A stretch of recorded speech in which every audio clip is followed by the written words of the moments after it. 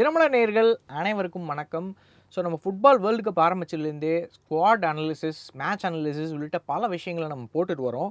இப்போ நம்ம பார்க்க போகிறது ஸ்பெயின் வர்சஸ் கேபோ வர்டே.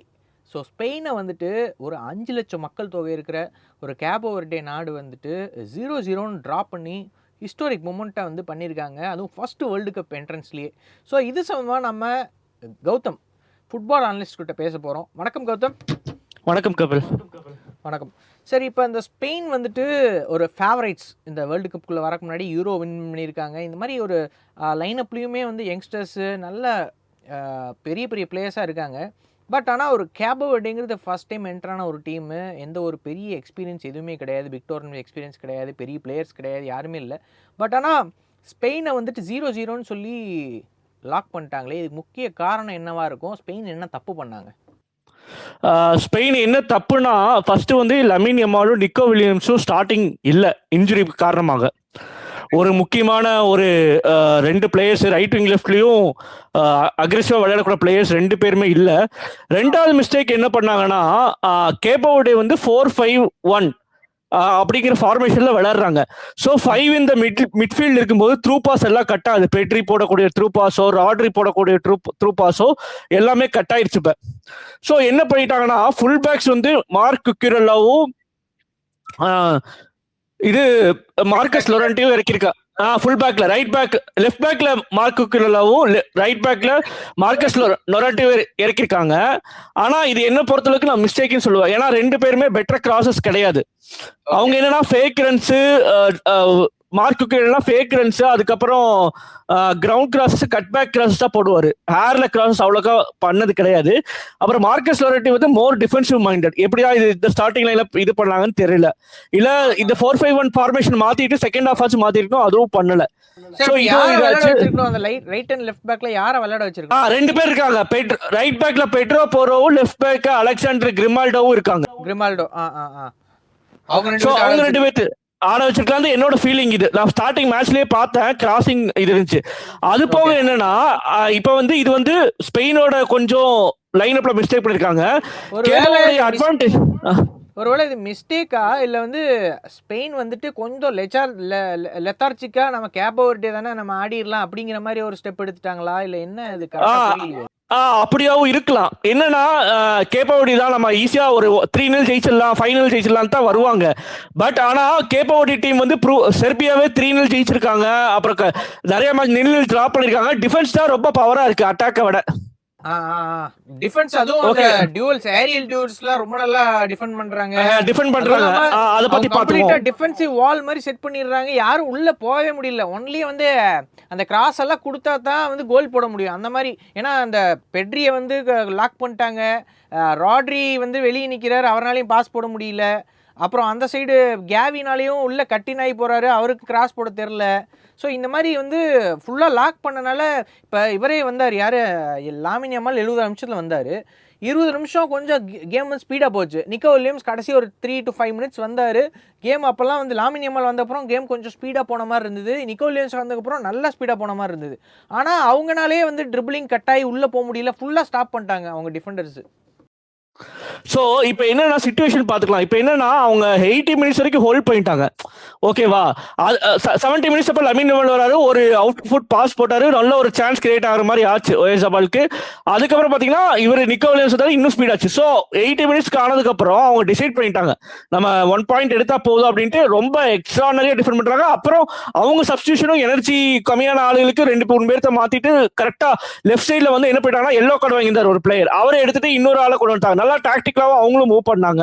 சோ எல்லாமே நல்லா அமைஞ்சிருச்சு. இதுல முக்கியமான ஒரு ஃபேக்டர் என்னன்னா, goal keeper, right centre back, left centre back வந்து ரொம்ப டாலா இருக்காங்க, ஓகேங்களா. எல்லாமே வந்து 6.1, 5.9 அந்த ரேஞ்சில் இருக்காங்க. சோ இது ரொம்ப டால் கிடையாது. பட் என்னன்னா லாங் பால்ஸ் இப்ப போடுறதுக்கு ஸ்பெயின் எப்பவுமே லாங் பால் போட மாட்டாங்க. டுவர்ட்ஸ் த சென்டர் ஜோன் வைடா விங்கிட்டு தான் போடுவாங்க. ஸோ அதையும் கட் பண்ணிடுறாங்க. கிராஸ் போடுறதெல்லாம் எல்லா ஏரியல் டூல்ஸும் வின் பண்ணிடுறாங்க. அப்புறம் பார்த்தீங்கன்னா இன்ட்ரெஸ்டிங் ஃபேக்ட் என்னன்னா, மொத்த மேட்ச்லேயே வந்து ஸ்பெயின் 10 ஃபவுல் பண்ணிருக்காங்க, இவங்க ஒரே ஒரு ஃபவுல் தான் பண்ணிருக்காங்க. ஒரே ஒரு ஹிஸ்டரியிலேயே இந்த மாதிரி ஒரு ஃபவுல் பண்ணது ரொம்ப கம்மி, யாருமே பண்ணது இல்லைன்னு நினைக்கிறேன் இது வரைக்கும். 2வது டீமும் சம்திங், இந்த ஃபர்ஸ்ட் டீம் தான் நினைக்கிறேன் ஒரு வேர்ல்ட் கப் மேட்ச்ல ஃபவுல் இவ்வளவு வேர்ல்ட் கப் மேட்ச்ல அது ஒரு ஃபேக்ட். அது பாத்தீங்கன்னா இப்ப பெரிய டீம் பிரான்ஸ், ஜெர்மனி, இட்டாலியே வந்து ஸ்பெயின் மேல ஒரு அட்லீஸ்ட் ஒரு 6-10 இல்ல 15 ஃபவுலே பண்ணுவாங்க ரேர் கேசஸ்ல. சோ ஒரு ஃபவுலுங்கிறது ஒரு அதிசயம். அப்ப என்னன்னா எவ்வளவு டிஃபென்சிவ்ல டிசிப்ளின்டா கான்சென்ட்ரேட்டடா இருந்திருக்காங்க பார்க்கணும். அதுக்கப்புறம் பாத்தீங்கன்னா இப்ப 3 பேரும் அந்த ரைட் சென்டர் பேக் வந்து போற கிராஸ் எல்லாம் அதாவது வந்து சும்மா சாதாரண கிளியரன்ஸ் கிடையாது, எல்லாமே அவுட் போறது லாங்ல கிளியரன்ஸ் தான் பண்றாங்க. இப்ப ஸ்பெயினுக்கு பாத்தீங்கன்னா 11 கார்னர்ஸ் கிடைச்சது. அப்ப அதையும் செட் பீஸா நான் சொன்ன மாதிரி முதலாடியே வீடியோல சொல்லியிருப்பேன், கன்வெர்ட் பண்ணவே தெரியல. டீன் ஹாய்சன் ஹெட் பண்றதுக்கு அவங்க இல்ல, அது ஒரு வீக்னஸா இருந்துச்சு. அப்புறம் ஏரியல் டியூல்ஸ் எடுக்க தெரியல, அந்த ஹைட்டுமே அவங்க கொஞ்சம் கம்மி தான் நார்மலா அவங்கள கம்பேர் பண்ணும்போது. அந்த ஒரு பிசிக் வந்து இல்லைன்னு தான் நான் சொல்லுவேன். ஏன்னா ஸ்பெயின்ட்ட வந்துட்டு அவங்க நார்மலாவே இந்த டிக்கா டாக்கா பாஸ் போட்டு ஆடுற ஒரு டீம். அவங்க இந்த கிராசிங்லாம் வந்துட்டு பெருசா பார்சலோனா மாதிரி ஒரு டைப் டீம் தான் ஸ்பெயின். அந்த ரியல் மேட்ரிட் மாதிரி கிராஸ் எல்லாம் வந்து இப்போ எல்லாமே கிரவுண்ட்ல தான் வந்து போடுவாங்க. பார்சலோனாலாம் வந்து கட்டி நாய் உள்ள போறது இந்த மாதிரி தான் அதிகம் பண்ணுவாங்க இல்லையா? சோ ஆமா அந்த மாதிரி தான் பண்ணுவாங்க. பட் என்னன்னா இப்ப பாத்தீங்கன்னா பெட்ரிய வந்து ஏகப்பட்ட டேக்கிள், அவர் எடுத்துட்டு போற பால டேக்கிள் பண்ணி வின் பண்ணிடுறாங்க.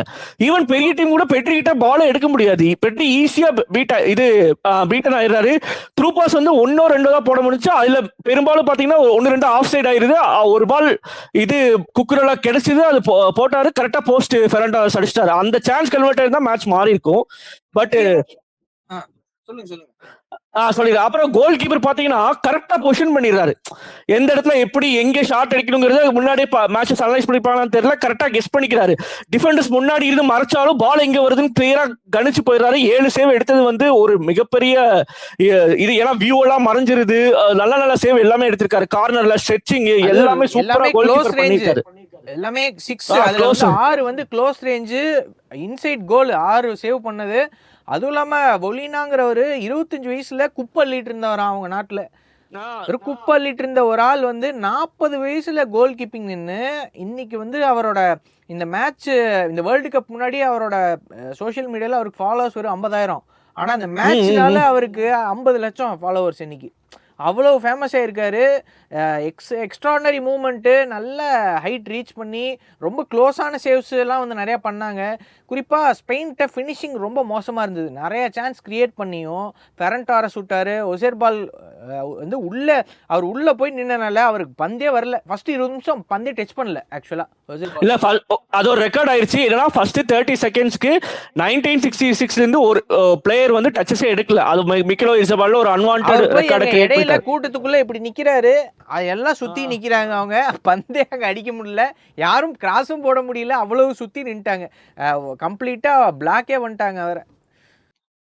அப்புறம் கடைசியில பாத்தீங்கன்னா ஒரு கார்னர் கிடைச்சி ஒரு ஷார்ட் அண்ட் டார்கெட் வைப்பாங்க. சப்போஸ் அது கோல் ஆயிருச்சுன்னா வேற லெவல்ல ஆயிருக்கும். ஆனா ஸ்ட்ரைட் டு ஸ்ட்ரைட் தான், அதனால ஒன்றும் இது பண்ண முடியாது. ஸோ ஆனா உண்மையா பாராட்ட வேண்டியது என்னன்னா இதுதான், கேப்பவேண்டிய பாராட்டும். ஸ்பெயின் வந்து கொஞ்சம் லெச்சாட்டிக் இருந்தாங்க. அது போக நம்ம ஸ்பெயினை இனியும் குறைச்சி இட போட முடியாது. ஏன்னா நெக்ஸ்ட் மேட்சஸ்ல பாத்தீங்கன்னா நிக்கோ வில்லியம்ஸும் லமின் யமாலும் டீம்ஸ் எல்லாம் மாத்திடுவாங்க. 4-2-3-1 ஃபார்மேஷன் எல்லாம் மாத்திடுவாங்க.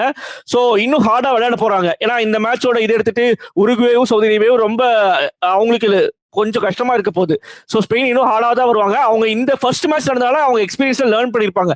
இது எப்படி பாத்தீங்கன்னா 2010 வேர்ல்ட் கப்ல சவுதி அரேபியா மேல லவ்ஸ் பண்ணிடுவாங்க ஃபர்ஸ்ட் மேட்ச், சாரி சுவிட்சர்லாந்து மேல, சாரி ஓகேங்களா. ஆனா அதுக்கப்புறம் தான் ரிடெம்ஷன் பண்ணி சிலி மேல அப்படியே வருவாங்க. சிலி மேல அதுக்கப்புறம் ஹொண்டுராஸ் மேலலாம் ஜெயிச்சு அப்புறம் நாக் அவுட்ல எல்லா மேட்சும் 1-0 ஜெயிச்சு வருவாங்க. ஸோ அப்போ என்னன்னா அந்த ஃபர்ஸ்ட் மேட்ச்லயே அந்த என்ன மிஸ்டேக் பண்றாங்கிறது ஸ்பெயின் ரிடக்ஷன் போயிட்டாங்க. ஸோ இனியும் அவங்களை குறைச்சி இட போட முடியாது. என்ன கோச்சஸும் டாக்டிக்ஸும் எல்லாமே மாத்திடுவாங்க. இது ஆக்சுவலாக கேபோ வர்டே ஆனது எப்படி இருந்ததுன்னா, லாஸ்ட் வேர்ல்டு கப்பில் மொராக்கோ ஜப்பான்ல எப்படி ஆடினாங்களோ அதே மாதிரி தான் அவங்க ஆடினாங்க. மேட்ச் ஃபுல்லு முக்கால்வாசி மேட்ச் நியர்லி 80 மினிட்ஸ் வரைக்குமே வந்து ஃபுல் டிஃபென்சிவ் தான். கடைசி ஒரு 2-3 சான்ஸ் அருமையாக கிடச்சிது கேபோ வர்டேக்கே. ஆக்சுவலாக அந்த ரன்னர்ஸ் வந்து ஒரு 2-3 பேர் வந்து எக்ஸ்ட்ரா வந்திருந்தா, பாசிங் கரெக்டாக இருந்ததுன்னா இந்நேரம் கேபோ வர்டே கோல் வந்து போட்டிருப்பாங்க. கடைசி 2 நிமிஷத்தில் கூட கேபோ வர்டே ஹெட்டிங் சான்ஸ் கொடுத்தாங்க. நல்ல வேலை நேராக கோல் கீப்பருக்கு போயிடுச்சு. அதை லைட்டாக மாற்றி அடிச்சிருந்தாருன்னா கோல் ஆயிருந்திருக்கும். நேரம் ஸ்பெயின் வந்து ஃபர்ஸ்ட் மேட்ச் தோற்றுருப்பாங்க. பட் இருந்தாலும் நம்ம ஸ்பெயினை வந்து last time Argentina Saudi Arabia கூட தோற்ற மாதிரி ஸ்பெயின் இந்த மேட்ச் வந்து தோத்தாலோ இல்லை ட்ரா பண்ணாலோ அவங்கள நம்ம குறைச்சி இட போட முடியாது. அடுத்த மேட்ச் அவங்க டாக்டிக் டாக்டிக்கலாக வேறு மாதிரி ஆடுறதுக்கான வாய்ப்பு இருக்குது. அதுவும் இல்லாமல் நிக்கோ வில்லியம்ஸும் யார் அந்த லாமின் யமாலும் இல்லாதனால ஃபஸ்ட்டு ஒரு 70 மினிட்ஸ் சுத்தமாக கேம் வந்து ரொம்ப ஸ்லோவாக இருந்தது, டெட் ஸ்லோவாக இருந்தது. பேசே இல்லை சுத்தமாக ஸ்பெயின் கிட்ட. அந்த விங்ஸில் வந்துட்டு சுத்தமாக ஃபெரன் டாரஸும் ஒன்றும் பெருசாக ஆட கிடையாது. நிறைய சான்ஸ் க்ளோஸ் ரேஞ்சில் சான்ஸ் கிடச்சிது, நிறைய விட்டார். அந்த சைடும் காவியும் வந்து சுத்தமாக அவருக்கும் எதுவும் பண்ண முடியல, ஃபுல்லாக பிளாக் பண்ணிட்டாங்க. அதனாலேயே வந்து ஸ்பெயின் வந்து இது டோட்டலாக கோட்டை விட்டாங்கன்னு சொல்லலாம். டாக்டிக்கலாக அவங்க நிறைய சேஞ்சஸ் வந்து பண்ணியிருந்துருக்கலாம், மேபி தப்பான டாக்டிக்கல் சேஞ்சஸ் பண்ணி இந்த மேட்ச் விட்டாங்க. பட் இருந்தாலும் பரவாயில்ல. உருகுவே சவுதி அரேபியா 2 மேட்ச் இருக்குது. சவுதி அரேபியாவும் வந்து உருகுவே கூட ட்ராப் பண்ணியிருக்காங்க. ஸோ அதனால் ஸ்பெயினுக்கு 2 மேட்ச் டஃப்பாக தான் இருக்க போகுது அப்படின்னு நான் எதிர்பார்க்குறேன். ஸ்பெயின் வந்து எது ஸ்ட்ரகிள் பண்ணாங்கன்னா ஃபினிஷிங்கு, அப்புறம் வந்து லோ பிளாக்ஸ்லாம் பிரேக் டவுன் பண்ணுறதுக்கு சுத்தமாக ஸ்பெயின் வந்து ஸ்ட்ரகிள் ஆனாங்க. அப்புறம் லாமின் யமால், நிக்கோ வில்லியம்ஸ் வந்து பெஞ்சில் இருந்தாங்க. இதனாலேயே வந்து அவங்க ஸ்பெயின் வந்து அவ்வளோ டேஞ்சரஸாக இல்லை, ரொம்ப ஸ்லோவாக தான் ஆனாங்க. எந்த ஒரு த்ரெட்டுமே இல்லை கேபோ வெர்டேக்கு 70 மினிட்ஸ் வரைக்குமே. ஆமாம் கபில், இப்போ நீங்கள் எல்லாம் சொன்ன பாயிண்ட் எல்லாமே கரெக்டாக இது பண்ணிட்டாங்க. நான் நெக்ஸ்ட் மேட்ச் நான் என்ன பண்ணுறேன்னா பவுன்ஸ் பேக் பண்ணி கண்டிப்பாக ஒரு 2-3 கோல் போடுவாங்கன்னு எக்ஸ்பெக்ட் பண்ணுறேன். கேப்ப ஓடியும் வந்து நெக்ஸ்ட் 2 மேட்சும் ஜெயிக்கப்பா, ஏன்னா இப்போ ட்ராப் பண்ணிட்டாங்க. ஸோ நான் நாக் அவுட் போறதுக்கு அதிக வாய்ப்புகள் ஜாஸ்தியாகுது. இன்னும் ஒரு மேட்ச் ஜெயிச்சாங்கன்னா போதும், பெஸ்ட் 3rd பிளேஸாக நாக் அவுட் போயிடுவாங்க. இல்ல ஆனா இன்னும் 2 மேட்ச் டிரா பண்ணாலும் கொஞ்சம் ரிஸ்க். மேபி டெஃபினட்டா அவங்க இன்னொரு மேட்ச் சவுதி அரேபியாவோ உருகுவே கூட ஜெயிக்க பார்ப்போம். யாரோட ஜெயிக்கணும். மேபி சவுதி அரேபியா கூட இவங்க வந்து ஜெயிக்கிறதுக்கான வாய்ப்பு இருக்கு. உங்ககிட்ட பிசிக் இருக்கு, பேஸ் இருக்கு, டிஃபென்ஸும் இருக்கு. என்ன அந்த பாசஸ் மட்டும் கரெக்டாக போட்டால் கேபோ வெர்டேக்கு நல்ல சான்ஸ் இருக்கு. அந்த கவுண்டர் அட்டாக் மட்டும் கரெக்டாக அவங்க பண்ணிட்டாங்கன்னா போதும், வேற எதுவுமே தேவையில்லை. மேக்கிங் முக்கியமா வர பாயிண்ட் என்ன, ரைட்ல பாஸ் பண்ணுமா லெஃப்ட்ல பாஸ் பண்ணுமா, எந்த இடத்துல லெஃப்ட்ல பாஸ் பண்ணாம ரைட்ல பாஸ் பண்ணி அந்த டிஃபெண்டர் வந்து பிளாக் அடிச்சிட்டாரு கடைசி ஒரு 5 மினிட்ஸ் முன்னாடி. ஆக்சுவலா அது கோல் போட்டிருக்கலாம், அழகா கிட்ட கொண்டு போயிருந்தா. அதை மிஸ் பண்ணாங்க. ஸோ கேபோ வெர்டே கிட்ட நல்ல டிஃபென்சிவ் ஆர்கனைசேஷன் இருக்கு. கோல் கீப்பர் ஹீரோயிக்ஸ், சரியான கோல் கீப்பர், அருமையாக பண்ணார். 40 வயசுல இவ்வளோ ஃபிசிக்கோட பண்ணுறதுனா சாதாரண விஷயம் இல்லை. ரொம்ப டிசிப்ளினாக விளாண்டாங்க, எந்த ஒரு ஃபவுல்ஸ் எதுவுமே இல்லாமல். அதுவும் இல்லாமல் அவங்களுக்கு அந்த பிலீஃப் இருக்குது, நிஜமாவே ஒரு வேர்ல்டு கப் ஆடுறோம், நம்மளோட ஹைட்டோட மேலே வந்து ரீச் பண்ணியிருக்காங்கன்னு கண்டிப்பாக சொல்லுவேன். ஸோ என்னதான் இருந்தாலும் அவங்ககிட்ட அந்த பால் ரிட்டேஷன்லலாம் வந்து நிறையா மிஸ்டேக்ஸ் அவங்க பண்ணுறாங்க. அட்டாக்கிங் த்ரெட்டு பெருசாக இல்லை. அப்படின்னாலும் நெக்ஸ்ட் மேட்சாக அவங்கள குறைச்சி இட போட முடியாது. ஸோ கண்டிப்பாக மேன் ஆஃப் தி மேட்ச் ஒலினா தான் ஆகியிருக்காரு, கிட்ட 7 சேவ் பண்ணியிருக்காரு. பெட்ரி, ஃபெரன் டாரஸ்லாம் வந்து ரொம்ப பூரா பர்ஃபார்ம் பண்ணியிருக்காங்கன்னு தான் நான் சொல்லுவேன். ஸோ இதுதான் என்னோட இது. ஸோ இது வந்து அடுத்த ஸ்டெப்பில் வந்து எப்படி ஆகும், அடுத்த 2 மேட்ச் எவ்வளோ முக்கியம் ஸ்பெயினுக்கு அப்படிங்கிறத நம்ம அடுத்த வீடியோவில் நம்ம பார்ப்போம். ஸோ கௌதம், வேறு ஏதாவது இருக்கா சொல்கிறக்கு உங்களுக்கு? இதை வந்து இது ஜெர்மனியும் குரேஷியாவோ மேட்ச் கூட கொஞ்சம் கம்பேர் பண்ணிக்கிறேன். என்ன பண்ணிட்டாங்கன்னா, முன்னாடி அந்த மேட்ச் நடந்தது கேப் வெர்டே கொஞ்சம் அட்வான்டேஜா போயிருச்சு. எப்படின்னா இது குரேஷியாவோ வந்து ஒரு செகண்ட் பால் கிடைச்ச உடனே அட்டாக் பண்ண ஆரம்பிச்சிட்டாங்க. ஜெர்மனி டக்குன்னு வின் பண்ணி திருப்பி கோல் போட ஆரம்பிச்சிட்டாங்க. ஆனா இவங்க அப்படி பண்ணல. பால் கிடைச்ச உடனே ஒரு 2-3 பாஸ், ஸ்லோ பில்டப், பால் நம்ம கிட்ட இருக்கா அப்புறம் தான் முன்னாடி போக ட்ரை பண்றாங்க. ஸோ இது ஒரு முக்கியமான டிஃபரன்ஸ், நிறைய பேருக்கு தெரிஞ்சுக்கணும். ஸோ அப்படி பண்ணும்போது என்ன ஆகும்னா, சில பிளேயர்ஸ் பேக்ல இருந்து சப்போஸ் நம்ம திருப்பி மிஸ் பண்ணிட்டாவும் நம்ம அதை ரெக்கவரி பண்ணிக்கலாம். சோ அந்த மாதிரி நல்ல ஒரு டாக்டிக்ஸ் டெவலப் பண்ணதான் இந்த அளவுக்கு வந்து 0-0 அவங்க சர்வே பண்ண முடிஞ்சு. ஆக்சுவலாக குராக்கோ வந்து டிஃபென்சிவ் ஆர்கனைசேஷன் அவங்க கரெக்டாக யோசிக்கல. இந்த டிஃபென்சிவ் மைண்டுக்கே அவங்க வரல. குராக்கோ அட்டாக் ஒரு கோல் போட்டோன்னா நம்ம அட்டாக்கிங் மைண்ட் செட்டுக்கு டோட்டலாக மாறி, இப்போ ஜெர்மனி கோல் போடுதா நம்மளும் திருப்பி கோல் போடணும்னு அட்டாக்டிவ் மைண்ட் செட்டுக்கு வந்துடுறாங்க. ஸோ அதனாலேயே வந்து அந்த கவுண்டர் அட்டாக்லாம் கொஞ்சம் யூஸ் பண்ணியிருந்தா மேபி அவங்களும் ஏதாவது ட்ரை பண்ணியிருக்கலாம். பட் குராக்கோவும் நல்ல டீம் தான், நல்லா தான் ஆடினாங்க. மேபி ஜெர்மனியோட அந்த ஸ்பீடு வந்து கண்டிப்பாக அவங்க சமாளிக்கிறது கொஞ்சம் கஷ்டமாயிடுச்சு. ஸோ அதனால தான் தோத்தாங்கன்னு சொல்லலாம். சரி, நம்ம நெக்ஸ்ட்டு மேட்ச் ஒரு நல்ல மேட்சை நம்ம ரிவ்யூ பண்ணுவோம். எப்படி ஆடினாங்க என்னங்கிறத கம்ப்ளீட் டீட்டெயில் அனலைஸ் பண்ணுவோம். நீங்கள் வேறு ஏதாவது சொல்லணுமா? இல்லை, அவ்வளோதான். ஓகே, இதே நெக்ஸ்ட் வீடியோவில் நம்ம சந்திப்போம். Till then bye from Kapil Murugesh and Gautham.